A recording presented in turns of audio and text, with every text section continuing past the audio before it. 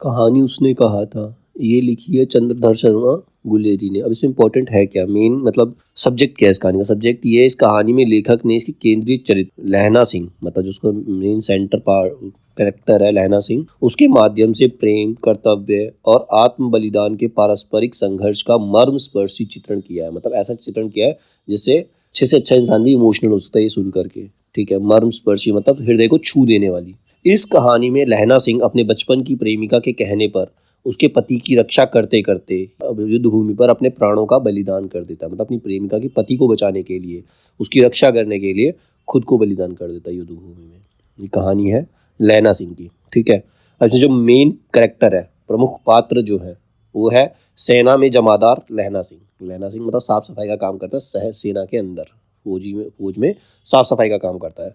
सूबेदारनी होरा, सूबेदार हजारा सिंह, सूबेदार का बेटा बोधा सिंह, वजीरा सिंह और कीरत सिंह, ये सारे इसके मेन कैरेक्टर्स है जिसके ऊपर क्वेश्चन पूछा जा सकता है ये कैरेक्टर कौन सी कहानी से रिलेटेड है।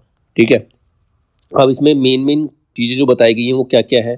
पहला है, बड़े बड़े शहरों में इक्के गाड़ी वालों की जबान के कोड़ों से जिनकी पीठ छिल गई है और कान पक गए हैं, उनसे हमारी प्रार्थना है कि अमृतसर के बम्बू काट वालों की बोली का मरहम लगाएं।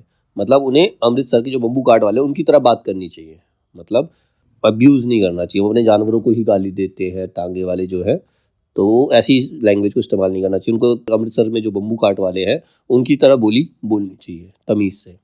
लड़के ने मुस्कुरा कर पूछा, तेरी कुड़माई हो गई, मतलब या सगाई हो गई? इस पर लड़की कुछ आंखें चढ़ाकर धत कहकर दौड़ गई और लड़का जो है मुंह देखता रह गया, मतलब उसने कोई आंसर नहीं किया।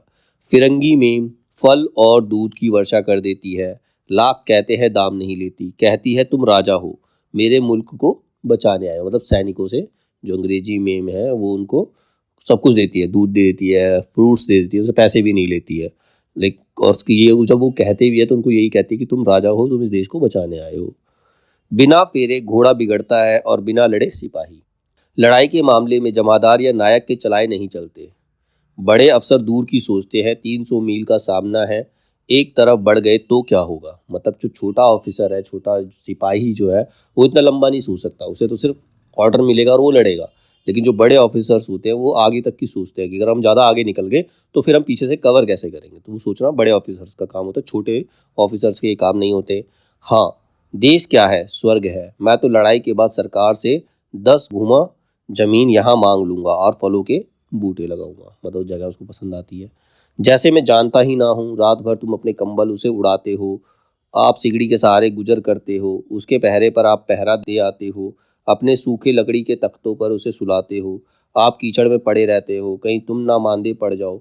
जाड़ा क्या है, मौत है, और निमोनिया से मरने वालों को मुरब्बे नहीं मिला करते। यहाँ पर जो लहना सिंह है उसकी केयर कर रहा है, जो उसकी प्रेमिका का पति है, उस बॉस में उसका अफसर भी है वो, लेकिन उसी की हिफाजत कर रहा है, वो खुद सारी तकलीफें सहता है।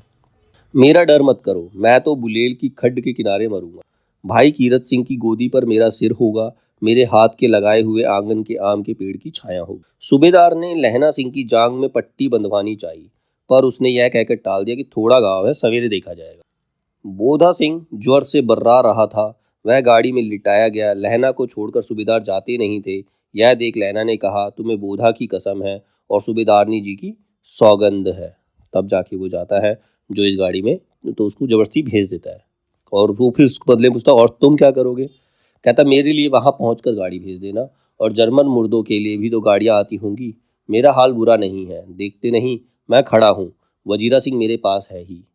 सुनिए तो, सूबेदारनी होरा को चिट्ठी लिखो तो मेरा मत्था टेकना लिख देना, और जब घर जाओ तो कह देना कि मुझसे जो उसने कहा था वह मैंने कर दिया। मतलब उसने उसकी रक्षा की। मृत्यु के कुछ समय पहले स्मृति बहुत साफ हो जाती है, जन्म भर की घटनाएं एक एक करके सामने आती हैं, सारे दृश्यों के रंग साफ होते हैं, समय की धुंध बिल्कुल उन पर से हट जाती है।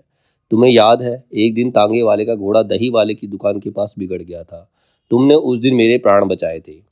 आप घोड़ों की लातों पर चले गए थे और मुझे उठाकर दुकान के तख्त के पास खड़ा कर दिया था।